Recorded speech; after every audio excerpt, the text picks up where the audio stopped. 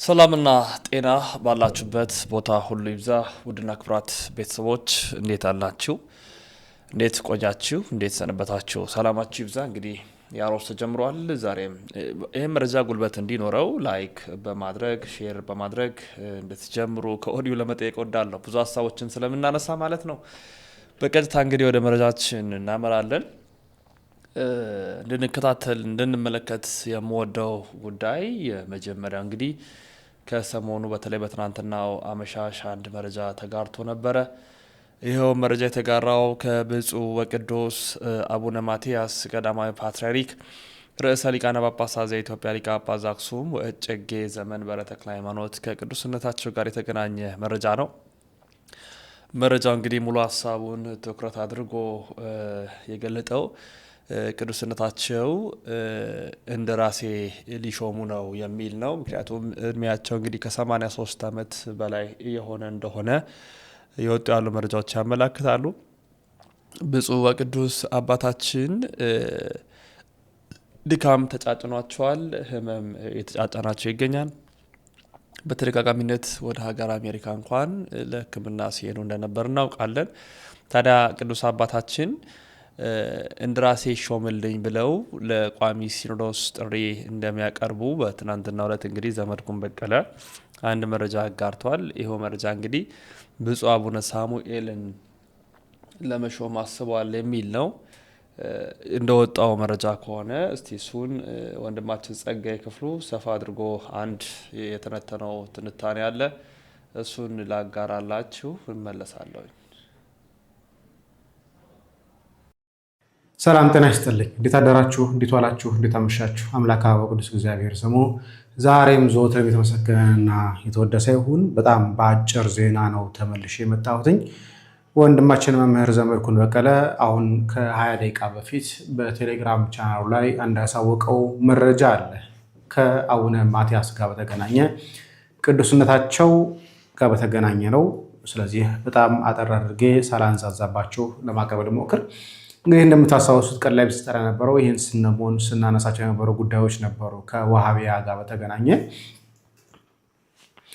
እንግዲህ ከዋሃቢያ ጋር በተገናኘ ስናነሳቸው የነበሩት ጉዳዮች ምንድናቸው ከተባለ ቤተክርስቲያን ለማጥፋት ሀገር ለመበጥበጥ በተለይ አማራ ክልል ላይ ደግሞ ኦርቶዶክሱን ከሙስሊሙ ጋር ለማጣላት እየተካሄደበት ያለበት ትኩስ ጉዳይ ትኩስ አጀንዳ እንደሆነና ቤተክርስቲያን ለመበጥበጥ ዝግጅት ላይ እንደሆኑ አንስተን ስናወራ ነበር። ታዲያ አሁን የሰማነው መረጃ ደግሞ ከሆነ ደግሞ ነገ የቅዱስ ሲኖዶስ ምልዓተ የቋሚ ሲኖዶስ ጉባኤ አለ።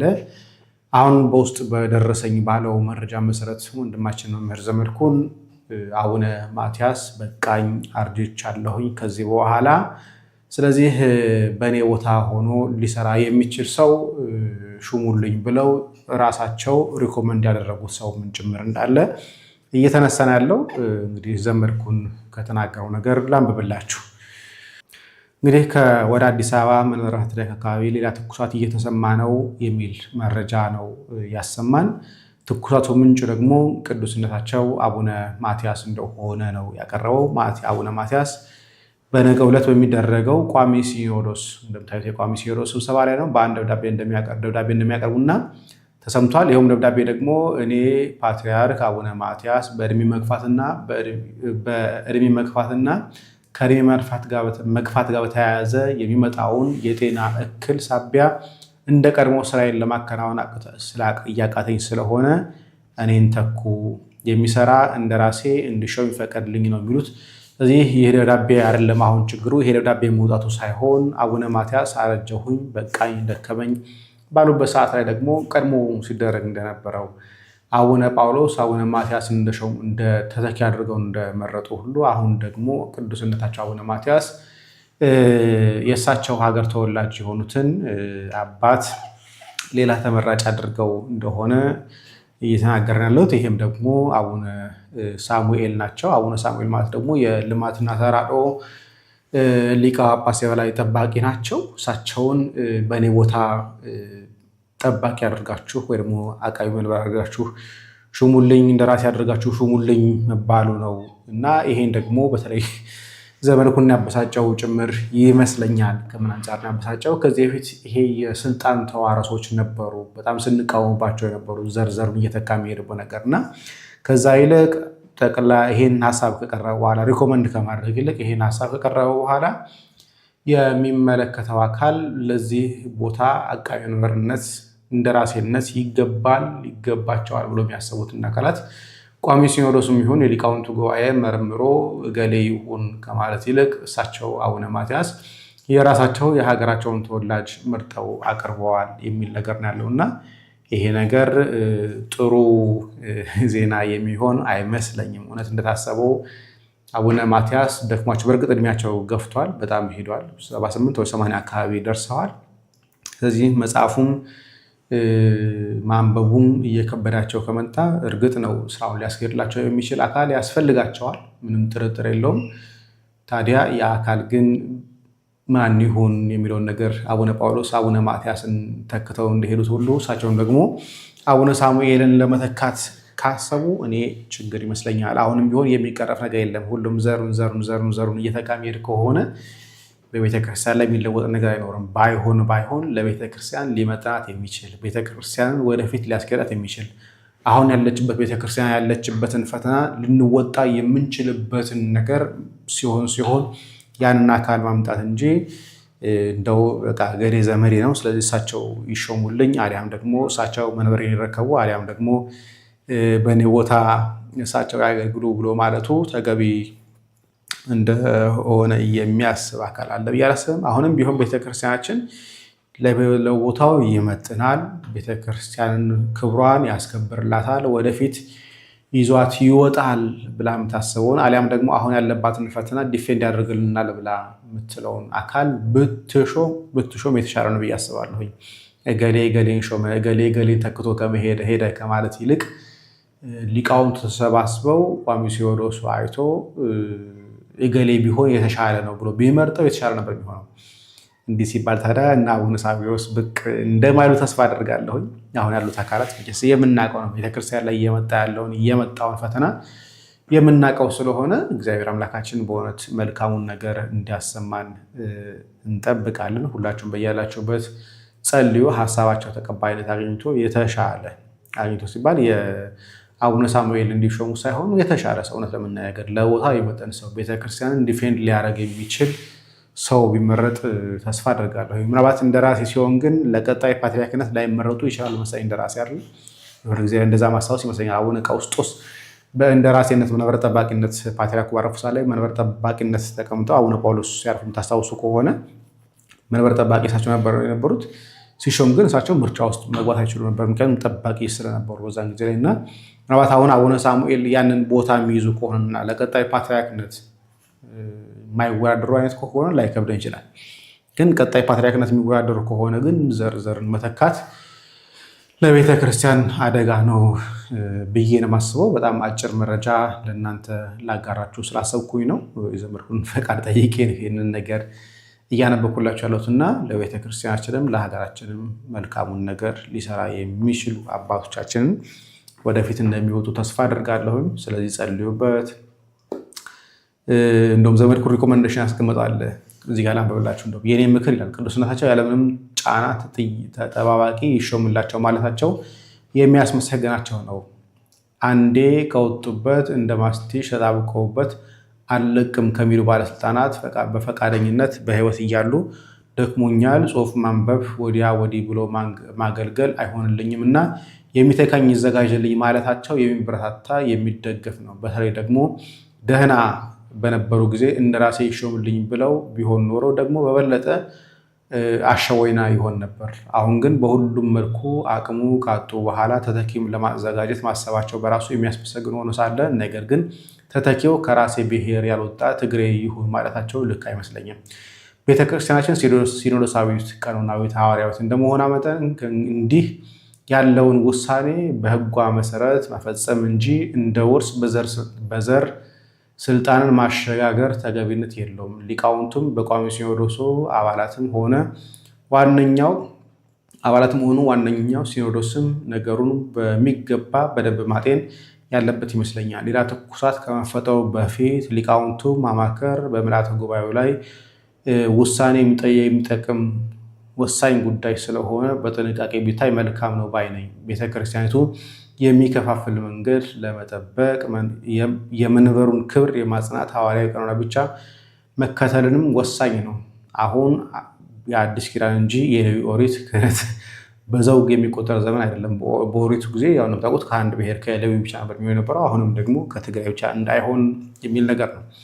ጸልዩበት፣ ዕጣ አውጡና ሹሙ፣ አሊያም ዘሩን ሳታዩ እንደ መስፈርትም ሳትቆጥሩ በሲመት አቅምን ያለውን አባት ከመሃላችሁ መርጣችሁ እንደ ራሴ አድርጋችሁ ሹሙ። ደግሞም ከጎረምሶቹ ማለቴ ከወጣቶች ባይሆን ይመረጣል። ምራቅ የዋጠውን ጸሎተኛ፣ አስተማሪ፣ ሁሉን አቃፊ አባት ምረጡ፣ የልጅ ምክር ነው ብሏል። እኔም እንደ አንድ ዜና አንባቢ ያነበኩትኝ እንጂ ከኔ የሚጠበቅ አባቶች ሪኮመንድ ለማድረግ የምችል ሰውም አይደለሁኝም፣ አቅምም አይደለም፣ መመጥንም አይደለሁኝም። ለማንኛውም እንደ መረጃ ያህል እናቀረባችሁ መልካሙን እንመኛለን። መልካም ነገር እንደምንሰማም ተስፋ አደርጋለሁ። ሰላም ጊዜ ከኔም ከእናንተ ጋር ቸር ቆዩ። እንግዲህ ብፁዕ አባታችን ብፁዕ ቅዱስ አቡነ ማትያስ ቀዳማዊ ፓትርያርክ ርዕሰ ሊቃነ ጳጳሳት ዘኢትዮጵያ ሊቀ ጳጳስ ዘአክሱም ወዕጨጌ ዘመንበረ ተክለ ሃይማኖት ቅዱስነታቸው ብፁዕ አቡነ ሳሙኤል እንደራሴ ሆነው እንዲሾምላቸው ጥሪ አቅርበዋል።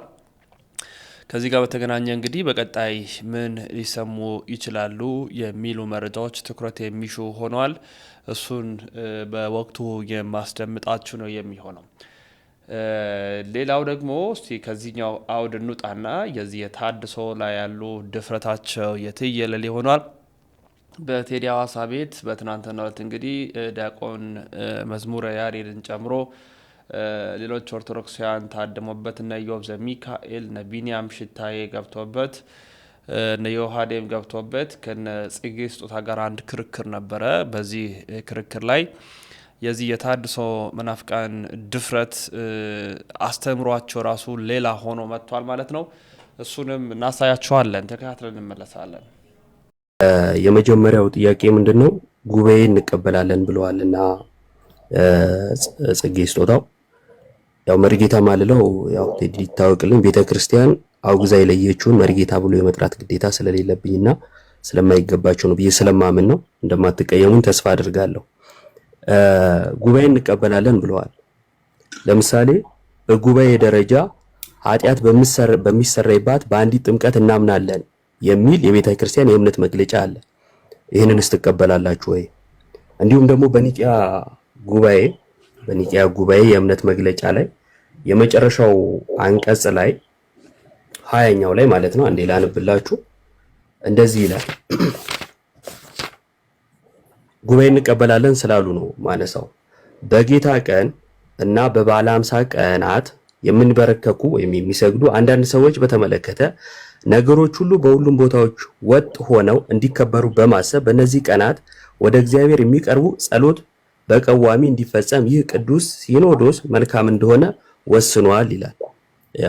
አስቸኳይ ስለሆነ አሁን ለጊዜው ነው ያመጣሁት። ብዙ ከቤተክርስቲያን ስርዓት አንጻር ማን ቀድሞ ቅዱስ ቁርባን ይቀበል የሚለውን ሁሉ ይደነግጋልና ይህንንስ ይቀበላሉ ወይ?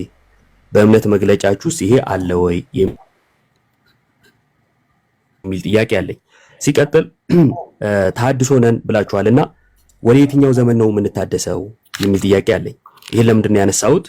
ቴዲም በደንብ አድርገህ ብትሰማኝ በኋላ ላይ አንተም ስለሆነ ደጋግመንቱን የምታነሳው ማለት ነው ጥያቄውን ከሳቱትም ቤተክርስቲያን ክርስቶስ ከመሰረታት በኋላ ቀጥላለች ትምህርቷን ይዛ።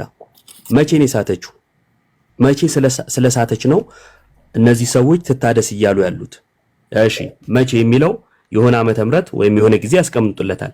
ከዛ ጊዜ በፊት የነበረውን እምነት ያምኑታል ወይ? መሰረታዊ ጥያቄ ይሄ ነው። ቤተክርስቲያን ተሳሳተች ካላችሁበት ወቅት በፊት ለምሳሌ ኢትዮጵያዊ ንጉስ ታነው ሲሆን ካነሳችሁት ከሱ በፊት የነበረውን እምነት ታምናላችሁ ወይ? ለምሳሌ ቤተክርስቲያን ከተመሰረተች ለሺህ ምናምን ዓመት እስከ ፕሮቴስታንቱ መነሳት ድረስ ኢቭን ሉተርም ጭምር ጥምቀት ለድህነት ብለው ያምናሉ።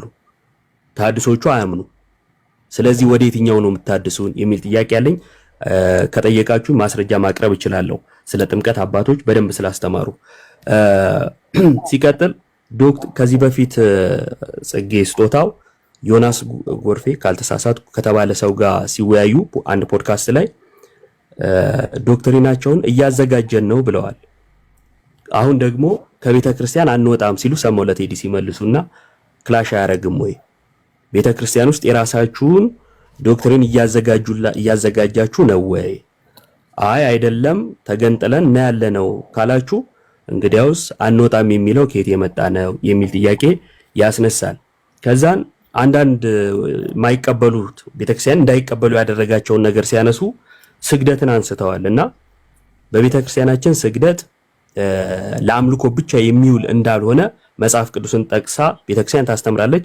አስፈላጊ ከሆነ መወየት እንችላለን እና ግን እንደው ስግደት ስለተባለ ከሆነ ልትታደሱ የወጣችሁት እንደው ይቅርታ ስም ስለጠራው ያው እዚሁም ስላሉ ታችም ስለሚከታተሉ ገብተው ነበረ። መምህር ጌታቸው ጥሩ ግንኙነት አለን፣ ያው እንዳይቀየሙኝ ከጌታቸው ጋር እዩ ጩፋ እግር ስር ሲሰግዱ በቪዲዮ ማሳየት እችላለሁ አለና ስግደትን ሸሽተው ወደ ስግደት ነው ወይ የሄዱት የሚል ጥያቄ አለኝ። ለቤተክርስቲያን አባቶች ጽድቅን ለሰሩ ቤተክርስቲያን ቅዱሳን ላለቻቸው ተጋድሏቸውን ለጨረሱት መስገድ ደብሯችሁ ነው ወይ ለዩ ጩፋ ልሰግዱ የሄዳችሁት የሚል ጥያቄ ማንሳት እፈልጋለሁ ማለት ነው።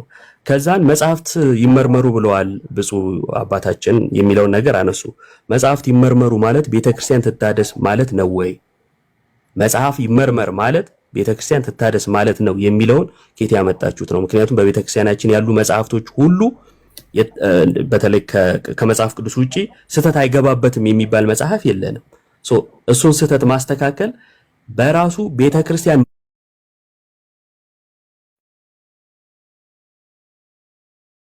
መኖሯን የሚያሳይ ነው። አስተካክላለሁ ካለች አለች ማለት ነው።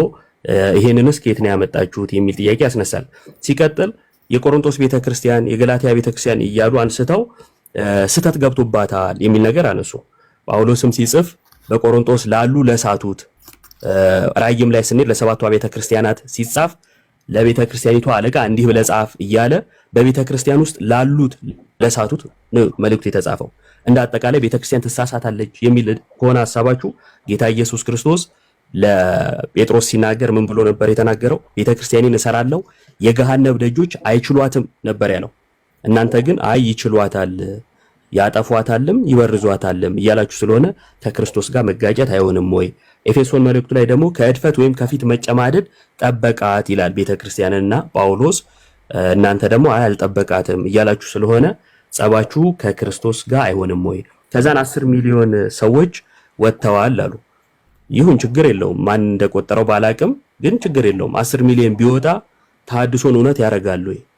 የሰዎች መውጣት እናንተን እውነት ሊያደርግበት የሚችል ምንም ነገር የለም። ምክንያቱም አስቀድሞ የነበረውን አንድም ነገር ስለማትቀበሉ የመጨረሻ በደብረ ሊባኖስ ያው ስላነሱት ማለት ነው የግድ ቤተክርስቲያንን ስለሚነካ እንጂ ያው ባላነሳው ደስ ይለኛል። ተደብድቤ ያለው አሉ። ምናልባት ካስኮበለሉት ነገር ጋር የተያዘስ ቢሆን ተግባብተናል ብዬ አስባለሁና ሃይማኖት ላይ ሲጠየቅ እንደዚህ አይነት የግል ነገሮች ባይነሱ ጥሩ ነበረ። እግዚአብሔር ያክብርልኝ። ከልብ አመሰግናለሁ ኢዮብ፣ እግዚአብሔር ያክብርልኝ። ወደ እናንተ ምክንያቱም እችን ከመለሱማ ከዚህ ቲክታክ ላይ ካሉት ፕሮቴስታንቶች ፔንቴኮስታሎች ጋር ችግር ሊፈጠር ነው።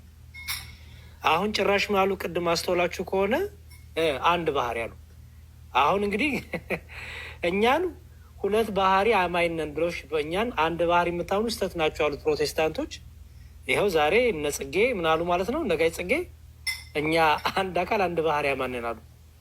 ኦኬ በቃ በደንብ እንዲወጣ አይፈለኩት ለዛ ነበር። ምክንያቱም ጴንጤን ማደስ እንፈልጋለን ስለሚሉ ማለት ነው። ግን ችግሩ ጴንጤም ተሐድሶም ሁሉም የሚያፈቅሯት ኦርቶዶክስን ስለሆነ ኦርቶዶክስ ላይ ሁሉም ያው የፈለገውን ነገር ይናገራል እና ትምህርት እንደሌላቸው እሱን አሳይተናል። በጣም ትልቁ ነገር እሱ ነው። በተረፈ ከቅድም ጀምሮ ብትኖሩ ኖሮ ከመጀመሪያው ጀምሮ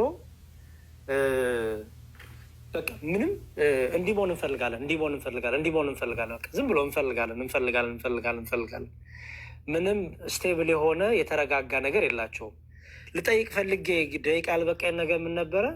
አሰግድ የራሱ ቸርች አለው፣ የራሱ ገቢ አለው፣ የራሱ ኢንካም አለው፣ የራሱ ቸርች አለው። ተሐድሶ ለምንድነው እሱ ጋር ሄዶ ህብረት የሚያደርጉት? ባይዘወይ እሱ ጋር ህብረት አያደርጉም። ታውቃላችሁ፣ እነ ጽጌ አይሄዱም፣ እነ ጌታቸው አይሄዱም። አሰግድ ለብቻው ያለ ሰው ነው። አሰግድ ኦልሬዲ ሲጀመር ከእነሱ ጋር የነበሩ ናቸው። ኋላ ግን ያላስማማቸው ነገር አለ ከአሰግድ ጋር። አሰግድ እንደምታውቁት የጴንጤዎቹ ራሱ ይቃወማቸዋል። ለምሳሌ ልሳናቸውን አይቀበለውም አሰግድ። ትዝታው ለአሰግድን ሰድቦ መንፈስ ቅዱስ ያልገባ መንፈስ ቅዱስ የሌለብህ ብሎ ሰድቦ ቪዲዮ ሰርቶበታል። አሰግድ ላይ ተሐድሶ ላይ ማለት ነው። የኦርቶዶክስን ሲሆን ግን ለማጥቃት አንድ ይሆናሉ። እና አይ ቲንክ ትልቁ ነገር መያዝ ያለብን ነገር ተሐድሶ በራሱ ጥገኛ ሆኖ የሚኖር ነው። ለብቻቸው የቆሙ አይደሉም። ትምህርት የላቸውም፣ ዶግማ የላቸውም፣ ቀኖና የላቸውም፣ ሪፈር የሚያደርጉት አባት የላቸውም። ጭራሽ እነ ፍሬማንጦስን እነ ሌሎችንም መነኮሳት አልነበሩም አሉና ቁጭ አሉ። መነኮሳት አልነበሩም፣ አግብተው ልጅ ወለዱ ነበሩ፣ ሚስት የነበራቸው ናቸው። ታዲያ እኔ እኮ በጣም የሚያሰቅ እኮ ነው። ጭንቅላታቸው ሊያደርጉት ቆብ አክሊል እኮ ብዙ እኮ ትርጓሜ ያለው የአቶ ጽጌ ማለት ነው። ክህነት ደግሞ በጣም ያሳቀኝና የገረመኝ ክህነት ከመጀምሮ ነው እርሶ ቄስ የሆኑት ሲባሉ መሪጌታ ነበርኩ። መሪጌታ ክህነት ነው? እንዴት ይሄን አያውቁም? መሪጌታነት ክህነት ነው?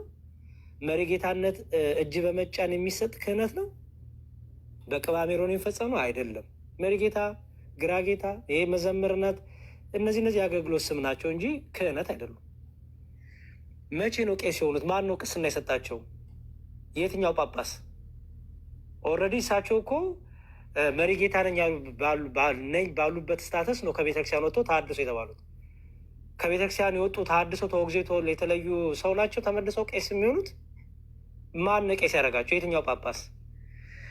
ዶክመንት አለኝ ብሎ ሁሉ የሚያወጡት መሪጌታ ነበርኩ፣ የሆነ ነገር አስተምሬያለሁ፣ ቄስ የሚል ነገር አላነበው። ምንድን ነው ያሉት? መሪጌታ ገሌ፣ መሪጌታ ገሌ። ያቺ ያደረጓት ራሱ ቆም የውሸት ናት፣ ፌክ ናት፣ ማስመሰያ ናት፣ ሌብነት ናት፣ ተኩላነት ናት። እና ይህን ሁሉ አይ ቲንክ የአይን ማሳየት ችለናል። እና ትልቁ ነገር መልስ የዋህድዬም አልተመለሰም፣ የመምህር ብርሽም አልተመለሰም። የብዙዎቻችን ጥያቄ በተለይ ነገረ ድነትን የተመለከቱ ጥምቀት፣ ቅዱስ ቁርባን ላይ ደፈር ብሎ ለመመለስም ትምህርታቸውን ለማስቀመጥም ዝም ብለው በቃ ማርቆስ ወንጌል 16 እንደዚህ ይላል እያሉ ለመሸዋወር ነው እንጂ የሞከሩት እርግጥ ያለ ትምህርትም የላቸውም። እና አይ ቲንክ እንዲሁም በጣም ውጤታማ ነበረን። ገድለ ተክለ ሃይማኖት ነው የዋሹትንና በኋላ ምንድን ብለው እንዳስተካከሉም አይታቸዋል አይደል? መጀመሪያ ዋሹ፣ ከዛ ግዕዙን አንብቡትና ተርጉሙ ስላቸው ግን ምን አሉ? ያው እንግዲህ መጽሐፉ እየተስተካከለ ነው እንግዲህ አሁን ተስተካክሎ ሊሆን ይችላል አሉና ቁጭ አሉ። ውሸት። ገድለ ተክለ ሃይማኖት ተስተካክሎም አያውቅም፣ ታርሞም አያውቅም። ያው የነበረውን ያለው እስካሁን እና መጀመሪያ ግን ዋሽተው ነበረ እና በጣም በቃ በውሸት የተሞሉ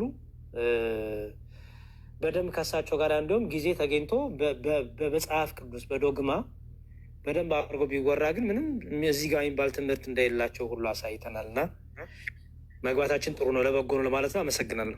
ባይዘው ያሬዶ ወይ እንትን የድሮ ሰላም ሚኒስቴር ማለት ነው የሃይማኖት ተቋማት ነው የሚመዘግበው ከመቼ ጀምሮ። ውድና ክቡራት ቤተሰቦቻችን የዛሬ መረጃዎቻችን ይህን ይመስላሉ። መረጃው ለመላው ዓለም እንዲዳረስ ላይክና ሼር በማድረግ ትብብር አጋርነታችሁን በማሳየት ከጎናችን እንድትቆሙ እንሻለን። ተሰነባበትን። በሌሎች መረጃዎች እስክንገናኝ ሰናይ ቆይታ ይሆንላችሁ።